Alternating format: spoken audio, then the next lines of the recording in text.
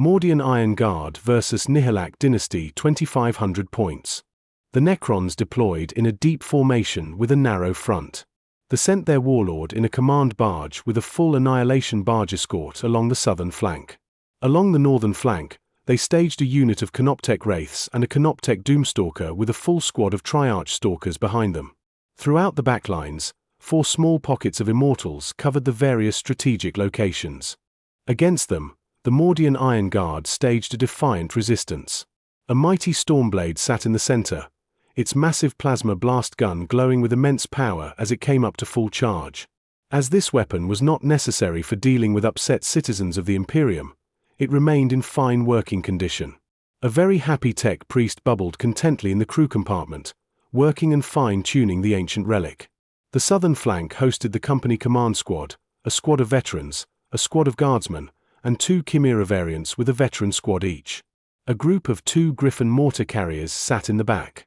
The northern flank had a platoon command squad, guardsman squad, and a squadron of Lemon Russ exterminators in a wide dispersion.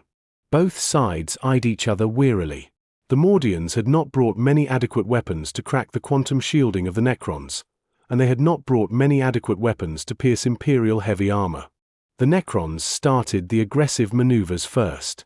The barges moved up the southern flank firing full Tesla and Gauss weaponry with only light damage done to the lead Chimera. The northern flank saw the Wraiths move in, but their weapons were out of effective range and did little damage. The Doomstalker moved in support, blasting wildly at the Lemon Russ squadron. It only did light damage as the round went way off target and clipped the rear one. The Triarchs also were out of range and did no appreciable damage with their heat rays to the Stormblade. In response, the Mordians flicked on their red and blue flashing lights and demanded the Xeno scum surrender over their PA systems. When the Necrons did not comply, their training kicked in. The standard Chimera pulled in front of its damaged counterpart and went point blank with the barges. Its heavy flamer, usually not used even on rioters, seriously, who wastes perfectly good corpse starch rations, was gleefully sprayed to no effect. The Stormbolter and Multilaser hammered with little effect as well. In the back hatch, 2 veterans popped up and fired a plasma gun and a melter gun. No damage was done, but the company must have been equipped with faulty riser patterns because 1 veteran was incinerated. The melter gun missed when the Chimera hit a curb. The company was also plagued by faulty servitor, who loaded every hunter-killer missile in reverse. This missile was not an exception and went kilometers in the opposite direction. The Chimerax followed in with its crudely mounted flak setup. Old and designed for a hasty anti-air platform, this Chimera variant had its turret weapon refitted with 4 linked autocannons, but did not have proper anti-air abilities. It hammered away, with its heavy bolter and Stormbolter blazing, causing some light damage. The hunter-killer missile went flying backwards like the first. The rear Chimerax popped smoke to cover the first Chimera. Once again, 2 veterans were hanging out of the back hatch firing plasma guns. One inflicted some damage, the other gunner burned himself to a crisp. The accompanying squads fired as well, lending some light damage. The Stormblade's coaxial heavy bolter chattered and its plasma blast gun whined and then discharged a double ball of titanic plasma death. The blinding flash awesomely provided a perfect hit, each round hitting 3 of the barges. One burst into flames and melted into a pile of expensive metal. The one next to it tilted as one of its thrusters sputtered and underslung cannon were vaporized. The follow-up last cannon rounds and heavy bolter spansons kept them under intense fire. The third hunter-killer missile went in reverse. The Stormblade followed procedure and popped both smoke clusters to conceal itself. The northern flank saw the exterminators beat punishing amounts of fire into the Doomstalker. They may have been used on malnourished civilians, but according to the commissariat, Necrons were no different. 9 heavy bolters and 6 exterminator autocannons hammered into the monstrosity. 2 Stormbolters and a heavy stubber followed suit, leaving it limping and barely functioning. Hunter-killer missiles 4, 5, and 6 all went in reverse. 2 exterminators popped smoke to cover their front and vulnerable left flank. The accompanying squads were out of range, so they hunkered in. The Griffin mortars scored a direct hit on some Immortals, but its light round was unable to knock them over. The Necron overlord in the command barge was not pleased with how things were transpiring. He ordered his barges around towards the middle of the field, firing into the company command squad in cover with all Tesla and Gauss weapons, nearly wiping them out. They charged the guardsman squad in cover and a hand-to-hand fight broke out. Several guardsmen died, but they fixed bayonets and stabbed a commander of one of the barges. They refused to retreat and the fight wore on. The Overlord then fired his tachyon arrow at the Stormblade, scoring a solid hit and disabling a heavy bolter on the side. Inside, the Tech Priest screamed in rage and began repairs. The Triarch Stalkers moved closer and fired again but were just out of effective range because the Stormblade and backed up slightly. Combined with the smoke, it barely sustained any damage. The Doomstalker retreated around the back, seeking shelter as every system started to fail from the punishing fire. The Wraiths closed in, someone scoring a perfect accuracy despite their programming limitations and the smokescreen. Only 2 rounds made it through as the Exterminators buttoned up their hatches to weather the fire, but it did significant damage. They charged in, but the Mordians were ready for this. Years of line rushes from upstart citizenry not complying with their nobles has taught them great reflexes for crowd control. Combined with their targeting computers, the Exterminator autocannons were incredibly accurate, even on the fly. 2 Canoptech Wraiths were obliterated before they made hull contact. They did a small amount of damage, and another one was run over completely as the tank turned to deal with the offenders. In high spirits, the Mordians pressed the attack. On the southern flank, the Chimeras went hunting. The Chimerax pulled forward and dropped off some veterans to claim a strategic point while it laid waste and finished the startled Doomstalker with its autocannons. The other Chimera pulled into enemy territory and unloaded its troops to get behind enemy lines. Combined, they saturated the Immortals in the building with devastating fire, but 2 reanimated. The Stormblade rolled back a bit further, then blasted the incoming Triarch Stalkers. One was crippled by the incoming fire, torn up by the immense weapon arrays of the rolling fortress.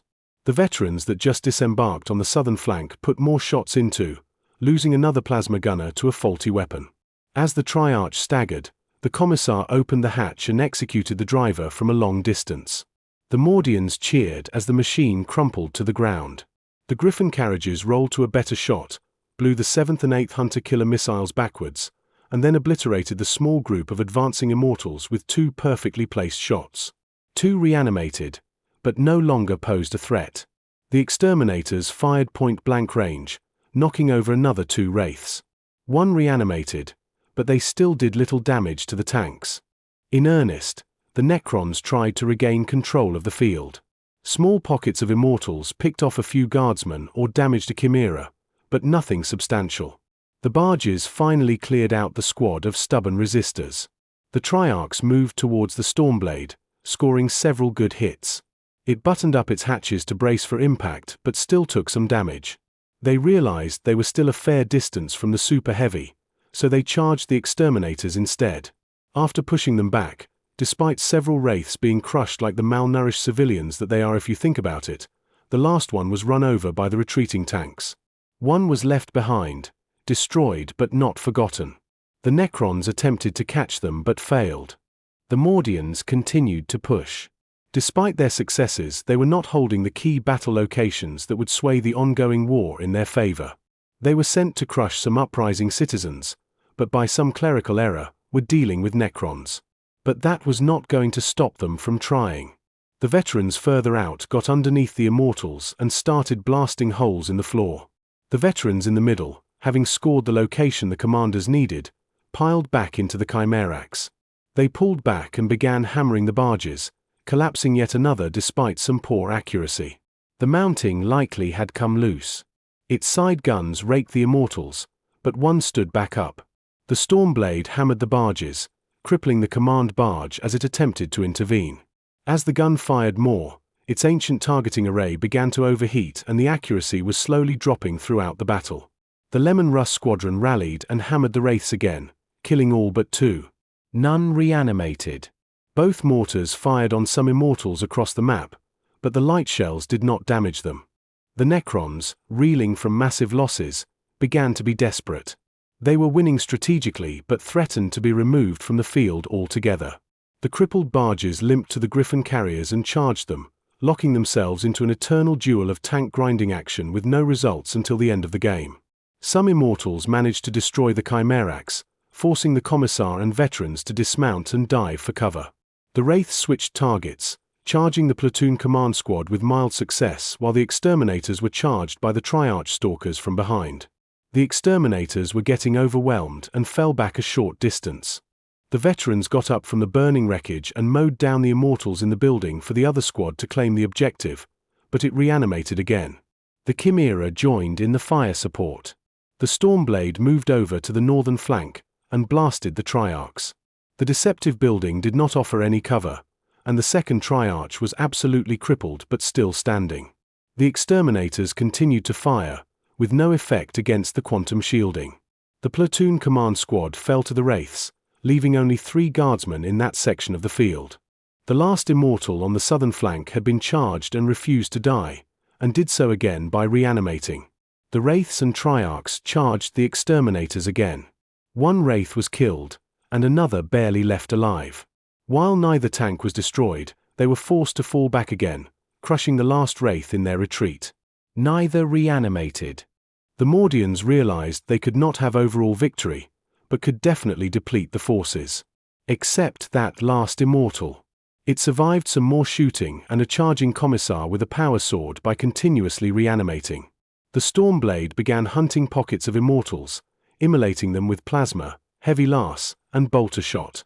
The Tech Priest questioned this use of munitions, but was happily humming to himself as he had fixed the tank to near mint condition by this time.